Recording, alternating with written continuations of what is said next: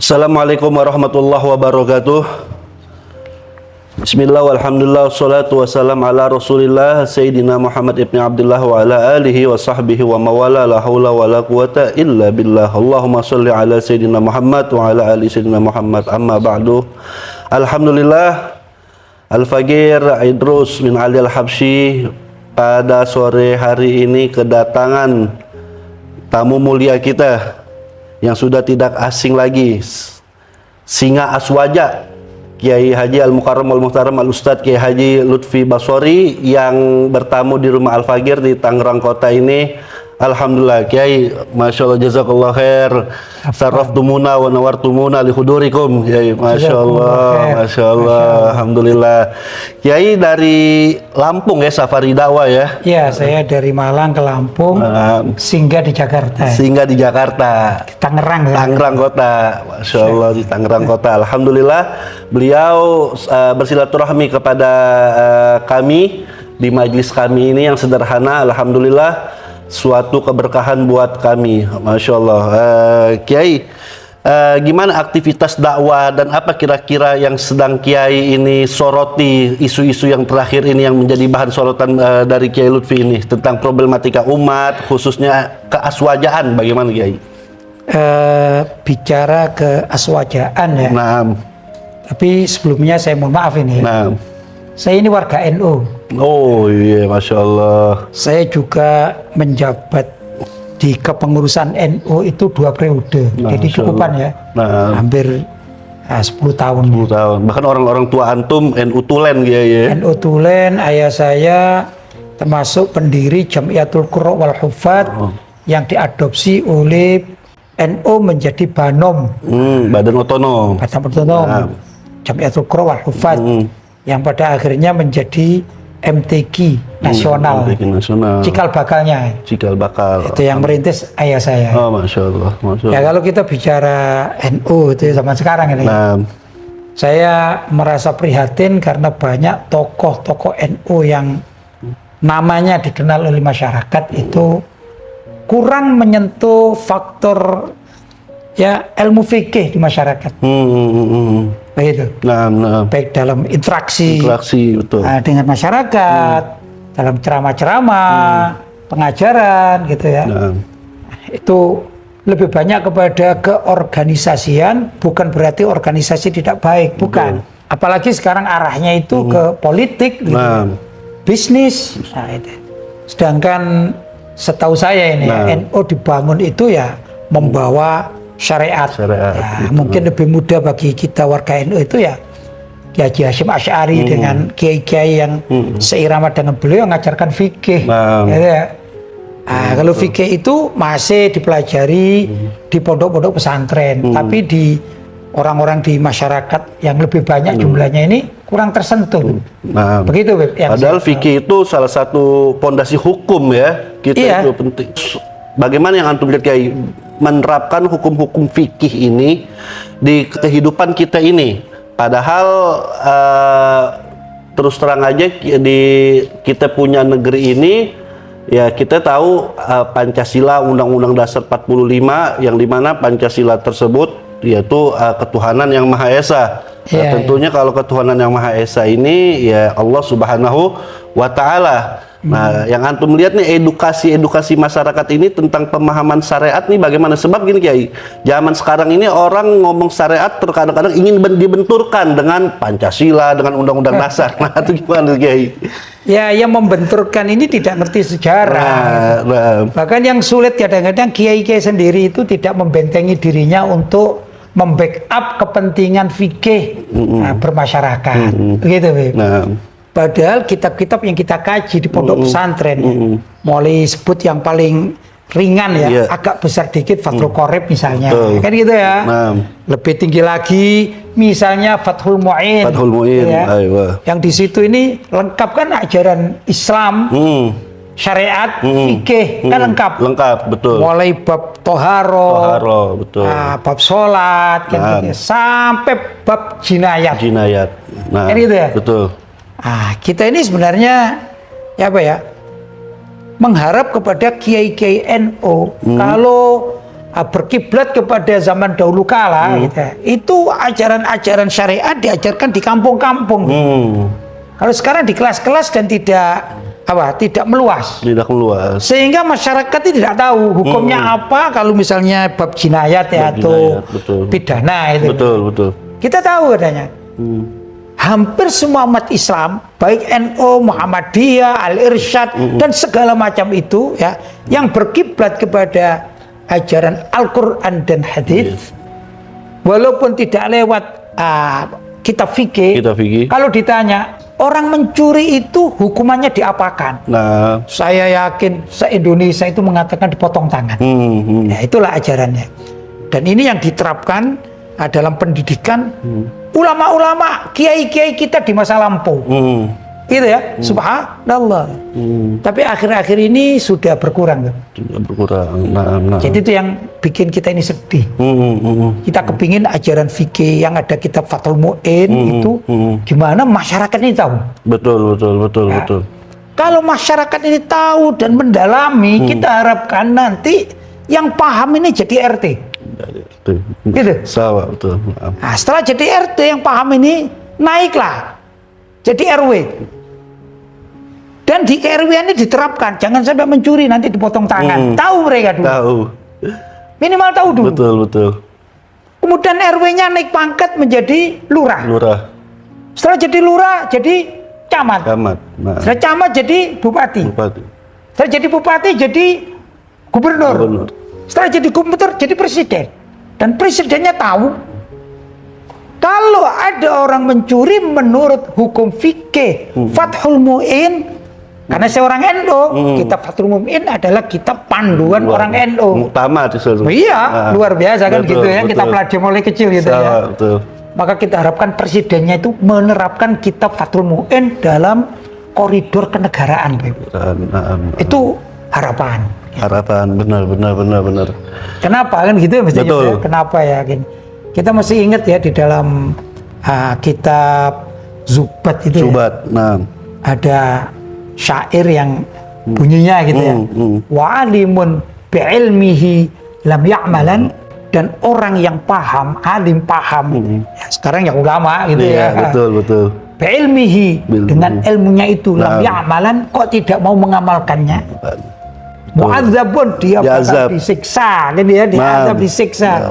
Min qabli ubbatil wathan, sebelum penyembah berhala disiksa, justru yang orang paham tapi tidak mengamalkan. Alangkah ngerinya ini. Wah, ngeri sekali kalau kita melihat ini. Kita baca kitab Fathul Mu'in.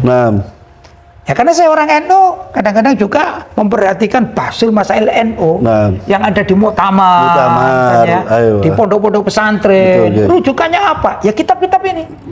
Di antaranya kitab Fathul Mu'in. Nah ini saya praktiskan gitu. Pertanyaan kapan kita mengamalkannya, agar kita tidak disiksa sebelum penyembah berhala, maksudnya di akhirat kan gitu kan.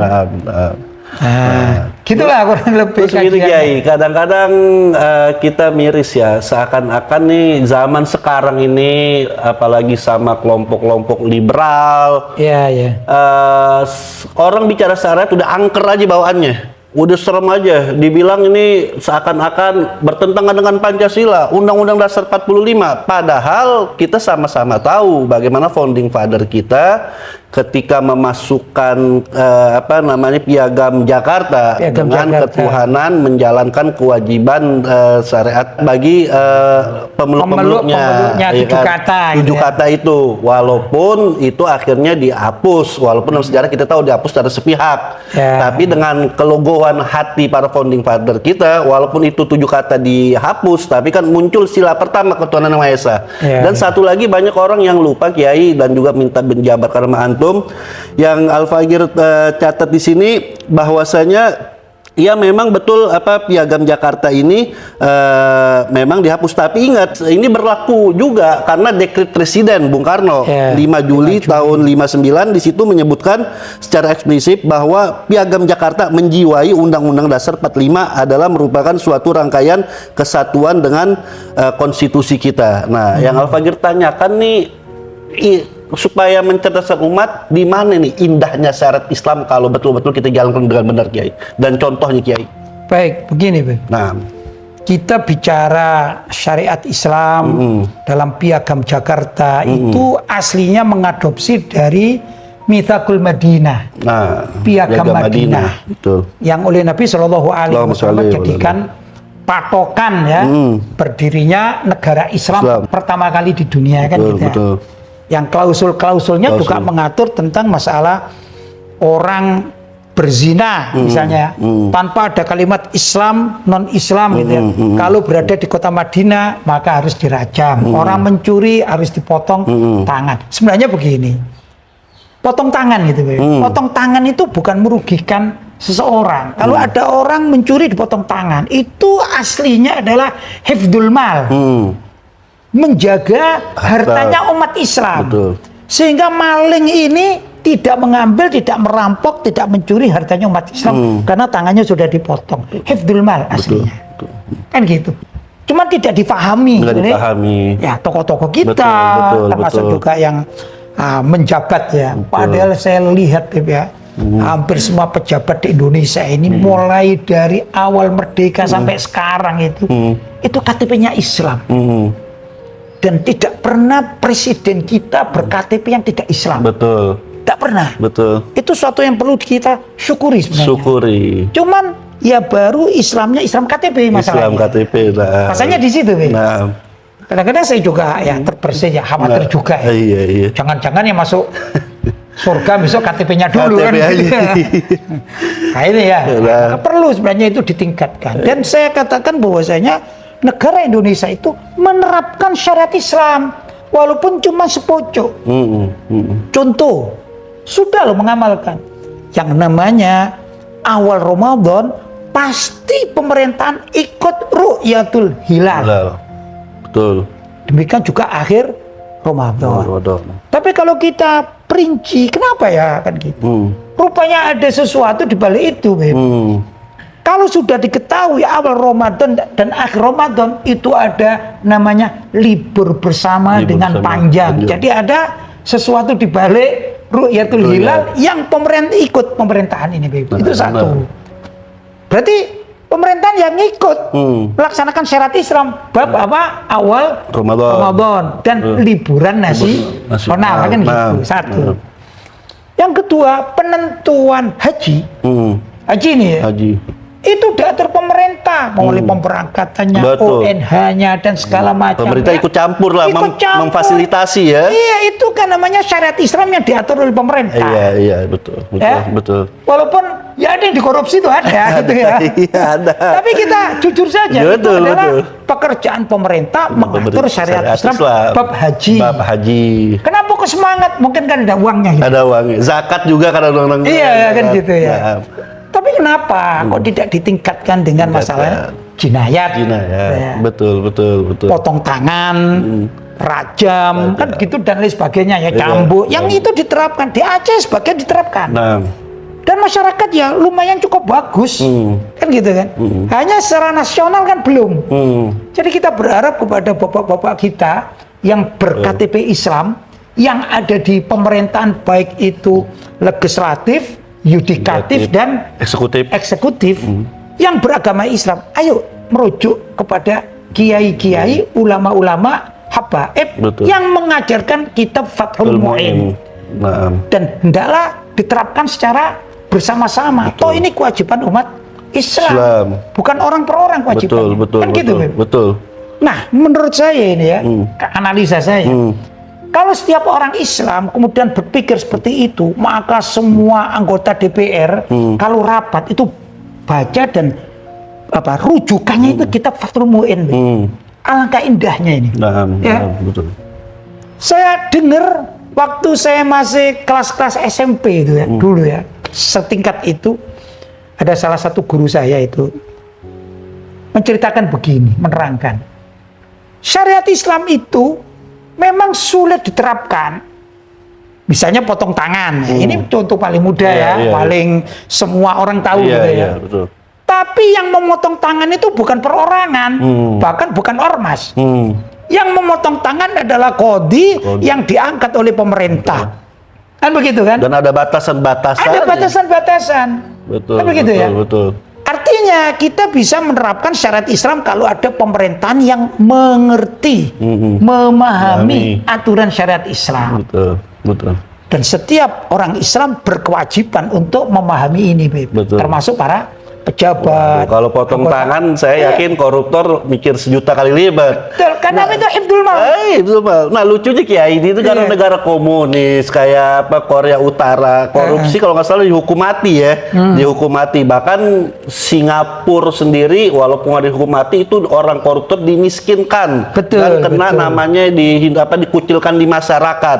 Loh, kita Indonesia negara berketuhanan yang Maha Esa. Iya. Ini bagaimana kayak ya pejabat-pejabat kita katanya pengen mengejar sampai ke Antartika. Iya, Padahal iya, antar betul. kita aja juga banyak tuh. Nah, padahal nih gimana Kiai ya? Korupsi merajalela, di satu sisi pajak rakyat kadang-kadang dibebankan. Nah, ini kan akibat gara-gara orang ini nggak memahami hukum Islam. Anda Iya, yakin iya. apa yang Kiai katakan? Ya nggak ada tuh yang namanya, bahkan orang sepi pengen jadi ngelamar DPR Kiai, jadi Gitu ya? iya karena ada beban. Nah, luar biasa ini pemaparan dari Kiai Lutfi Basori bagaimana indahnya syariat Islam. Jadi perlu ada edukasi Kiai. Ya, dan itu wajib atas setiap Kiai NU menurut saya, ditambah dengan tokoh-tokoh Muhammadiyah, gitu ya, dan semua ormas yang ada di Indonesia. Kenapa sih begitu? Karena umat Islam itu apapun yang dikatakan masih percaya dengan ormas. Betul. Sedangkan di ormas itu kalau di NU ya para kiai, Paham. kalau di Muhammadiyah para cendikiawan, Cendikiawan. kalau di NU kita mengenal yang namanya kitab Fathul Mu'in, kalau di Muhammadiyah ada Lajnah Tarjih, Iya. yang kalau kita tanya kepada lembaga ini juga menjawab yang sama, Beb. Nah, Kan gitu kan? betul, Bahkan betul. di Indonesia ada namanya Majelis Ulama Indonesia, Majelis Ulama Indonesia. ada IJMI, ada dan Nah. lain sebagainya, yang semua ini semestinya wajib bersama-sama mengembalikan jati diri rakyat Indonesia dan negara Indonesia itu adalah negara yang berketuhanan yang Maha Esa, dijiwai oleh piagam Jakarta. Begitu, Beb. Betul. Nah, alhamdulillah Kiai, yang tadi antum paparkan ini masalah indahnya syariat Islam lah. Saya katakan indah karena di banyak orang bawaannya takut aja mendengar syariat. Nah, yang jadi pertanyaan begini Kiai. Indonesia kita lihat dengan segala mungkin yang tadi antum bilang belum 100% syariat Islam ini, paling enggak alhamdulillah sudah adalah namanya hukum syariat yang tadi tentang masalah zakat, haji, bahkan masalah pernikahan. Ada pengadilan agama ya, iya. pernikahan, bab waris, bab apalagi wakaf dan sebagainya. Nah, yang Al-Fagir tanyakan Kiai ini, apa sih yang menjadi kendala ini syariat Islam ini kadang-kadang ini dijadikan momok seakan-akan ini menakutkan, padahal Indonesia negara berketuhanan yang Maha Esa dan dijamin dalam Undang-Undang Dasar 45 pasal 29 ayat 2. Negara menjamin kemerdekaan tiap-tiap penduduk untuk memeluk agamanya masing-masing. Nah, artinya kan untuk beribadat menurut agamanya masing-masing. Nah, nasihat antum Kiai buat para pejabat kita nih, karena kita nggak pungkiri yang membuat hukum itu mereka, DPR, Presiden, MPR. Nah, bagaimana ini Kiai nasihat-nasihat antum ini bahwasanya yuk kita kembali ke Islam sebagaimana negara ini mayoritas umat Islam, dan sebelum adanya Indonesia pun sebetulnya syariat Islam sudah ada. Betul, Bahkan di zaman Belanda pun dibuat ada yang namanya roda agama. Roda agama. Pengadilan agama. Bahkan sebelum Belanda pun kerajaan-kerajaan Islam, Demak, ya, yang sebelumnya Samudra Pasai, bahkan pejuang-pejuang kita yang Pangeran Ponorogo pun bacanya Fathul Mu'in kalau nggak salah tuh, ya kan, Tufa. Nah, ini bagaimana kita nggak malu sama pendahulu kita ini, begitu ya? Gimana Kiai? Ya makanya gini ya, karena semakin lama negara ini semakin tua, umatnya juga semakin dekat dengan kiamat gitu ya. Kan begitu. Ini muncul pemikiran-pemikiran yang kontra syariat. Seperti pemikiran-pemikiran liberal. Yang mana liberal itu adalah kelompok yang ingin bebas, namanya liberal. Iya. Dan kelompok liberal ini mengadopsi pemikiran-pemikiran orang-orang orientalis. Pesuluk Hugro-nya kita masih ingat, yaitu orang barat yang mempelajari keislaman bukan untuk diamalkan, tapi berusaha untuk Mencari kelemahan ya. mencari kelemahan Nah. dan mengecilkan Islam Betul, di tengah masyarakat dunia kan gitu. Betul, betul. Ini juga sudah banyak sekarang Nah. sunuk hugronya yang muda-muda gitu ya. Nah. Tunas-tunas junior ini semakin banyak Nah. pemikiran seperti itu ya. Luar biasa. Luar biasa, Yang jadi betul, masalah yang paham agama takut bicara tentang syariat. Syariat. Macam-macam takut. Betul. Padahal syariat itu tidak harus potong tangan, tidak. Betul. Kita sholat duha itu juga aturan syariat. Kita zikir berjamaah aturan syariat. Betul. Sholawat aturan syariat. Benar. Andai kata sebutlah majelis taklim di Indonesia ini dimotori oleh kepala negara, disatukan dari Sabang sampai Merauke, Merauke, ya, itu diajak zikir bersama. Alangkah indahnya kalau presiden yang memimpinnya. Betul. Ini kan syariat Islam. Betul. Ya, ketertiban. Kita tahu ada hadis at-tahuru syatrul iman. Nah. Kebersihan itu sebagian daripada iman yang pada akhirnya menjadi kata mutiara an-nadhafatu minal iman. Kan gitu kan? Bahwa kebersihan itu separuh daripada iman atau bagian daripada iman. Kalau misalnya dari Sabang sampai Merauke menerapkan ini kaidah, nggak ada sampah yang di mana-mana berserakan, tidak ada banjir, tidak ada. Betul. Itu hal kecil Islam. aja, hal kecil, betul. Tapi kalau itu di manage oleh negara, menjadi sesuatu yang besar. Betul. Misalnya apa ya? Pemeliharaan alam. Nah, Pemeliharaan alam ini ya. Betul. Itu kan wajib. Betul. Kita ini mencongkel gitu, mencongkel pohon yang kita tidak butuh dengan pohon itu, kita robohkan, kan dosa. betul. Kan gitu. Andai kata negara itu mengatur jangan sampai ada orang atau rakyat atau umat yang merobohkan apa ini? Mengeksploitasi seenaknya. Pohon gitu ya. Andai kata merobohkan pohon maka akan diketok palu atau dicambuk. Kira-kira kan aman dunia ini. Betul. Ya, Indonesia tidak bakalan banjir, nggak ada penggundulan, nggak ada penggundulan hutan. Nggak ada. Betul. Itu bisa diatur oleh negara. Betul. Begitu Beb sebenarnya. Betul. Ya. Artinya dari hal yang kecil pun sendiri ini syarat Islam luar biasa kayak Iya, kayak betul. kemarin saudara-saudara kita di Sumatera kebanjiran ya. Selain memang qadarullah kita beriman dan mudah-mudahan saudara-saudara kita diberikan yaitu kemudahan pasca musibah ini. Betul, Tapi kita lihat kan segala sesuatu itu juga ada asbab musababnya. Betul. Bagaimana kau banjir tiba-tiba apa ya kayu-kayu grondongan terus baru ketahuan tuh hutan-hutan ditebang masa kayu ada nomor tulisannya. Nah, ini kan dari hal yang kecil pun syarat Islam pun mengatur seperti itu, Kiai. Betul. Ya kan artinya bagaimana negara ini harus hadir untuk menjaga kekayaan alamnya. Iya. Nah, yang saya miris, Kiai, Undang-Undang Dasar 45 kita ini bunyinya cakep tapi nggak dijalanin. Nah, itu. Pasal 33 itu mengatakan kekayaan alam ini dikuasai sama negara dan untuk kemanfaatan masyarakat. Nah, ini sekarang lebih manfaat oligarki. Gitu, Oligarki yang lebih bermanfaat daripada rakyatnya. Gimana Kiai ini? Kalau zaman Nabi Shallallahu Alaihi Wasallam ya, itu ada Baitul Mal. Baitul Mal, iya. Baitul Mal untuk kemaslahatan umat. Kemaslahatan umat. Jadi orang kaya-kaya itu bayar zakat, gitu ya. Nah. Tapi kalau orang non Muslim yang minta dilindungi, gitu ya, oleh negara Islam Madinah saat itu, bayar jizyah atau pajak.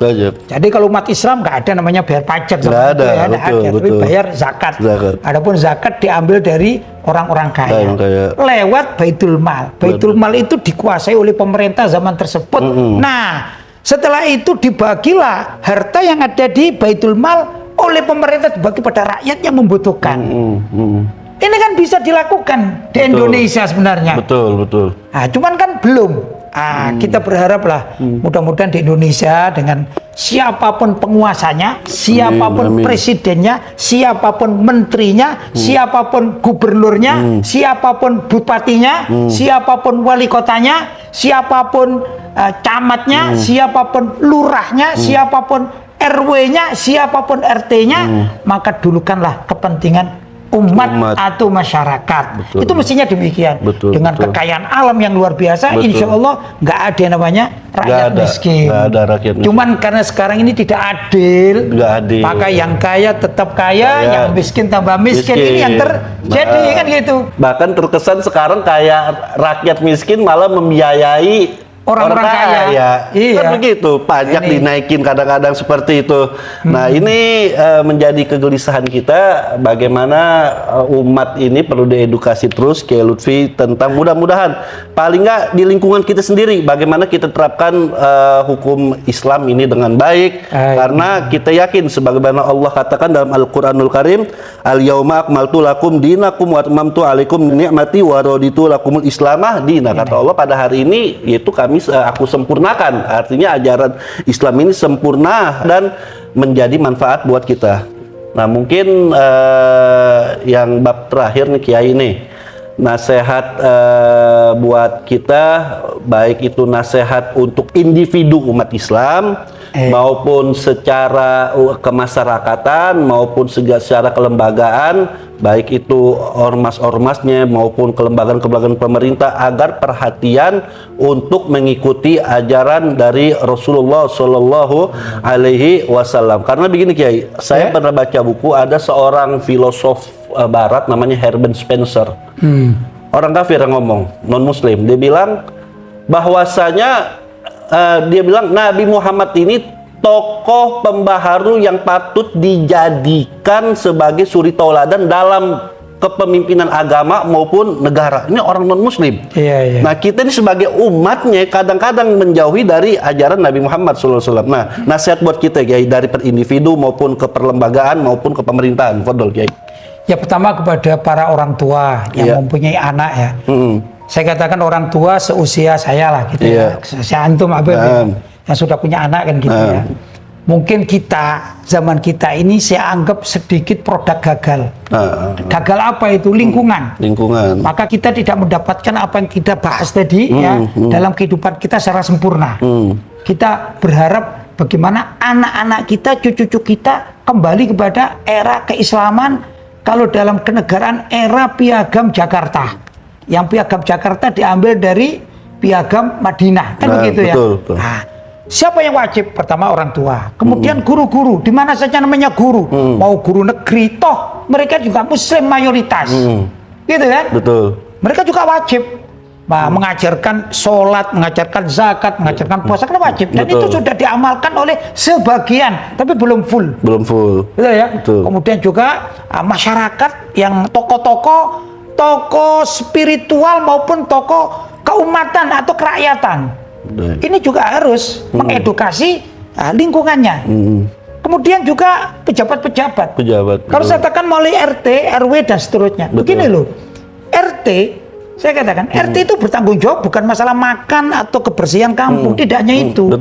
Tapi bertanggung jawab tentang apakah anggota ke-RT-anmu itu sholat atau enggak sholat. Dan dikatakan kullukum ra'in wa kullukum mas'ulun an ra'iyati. Setiap kalian itu penanggung jawab, dan kelak di akhirat akan ditanyakan siapa saja menjadi tanggung jawabmu, sholat atau tidak sholat. Misalnya satu RT, jumlahnya 100 kakak. Maka RT ini besok di padang mahsyar ditanya, 100 kakak yang jadi anak buahmu atau rakyatmu, berapa yang sholat, berapa yang tidak. Kalau misalnya separuh yang sholat lumayan. Kalau tapi yang 80% tidak sholat, ini yang disiksa, di samping yang nggak sholat, RT-nya disiksa besok. Apalagi jadi RW. Apalagi jadi camat, seluruh kecamatan ditanya siapa yang sholat, siapa yang tidak, itu bab sholat saja. Belum lagi siapa yang judi online dan tidak judi online, itu menjadi pertanyaan. Maka seorang camat ini bertanggung jawab tentang kemaslahatan rakyatnya, baik urusan dunia, apalagi akhirat. Masya Allah. Mesti harus disadari. Maka pejabat-pejabat kita sampai presiden pun, wakil presiden pun, dan semuanya bakal mendapatkan pertanyaan tentang kemaslahatan rakyatnya, urusan duniawi dan ukhrawi. Makanya Kiai, kayak Sayyidina Umar bin Khattab pun sampai nangis. Saya khawatir diminta pertanggungjawaban Allah kalau kambing ada yang mati gara-garaku. Ini kambing. Nah, ini bagaimana nih Kiai? Ini pukulan juga kan buat kita sebetulnya itu. Betul. Masya Allah. Alhamdulillah. Jazakallah khair. Mudah-mudahan pencerahan dari guru kita Kiai Haji Lutfi Basori mudah-mudahan bisa memberikan kita semangat untuk menggali terus hukum Islam, dan dalam Islam gak cuma masalah hukum tapi ditopang juga dengan akhlak ya Kiai. Dengan adab, Nah mungkin ini saja Al-Faqir Idrus bin Al-Habsyi, terima kasih kedatangan antum, nawartumuna wasraftumuna, mudah-mudahan antum sehat walafiat. Amin, amin. Dan mudah-mudahan insyaallah dakwah antum diberkahi. Amin, amin. amin. Ya rabbal alamin. Itu saja. Assalamualaikum warahmatullahi wabarakatuh.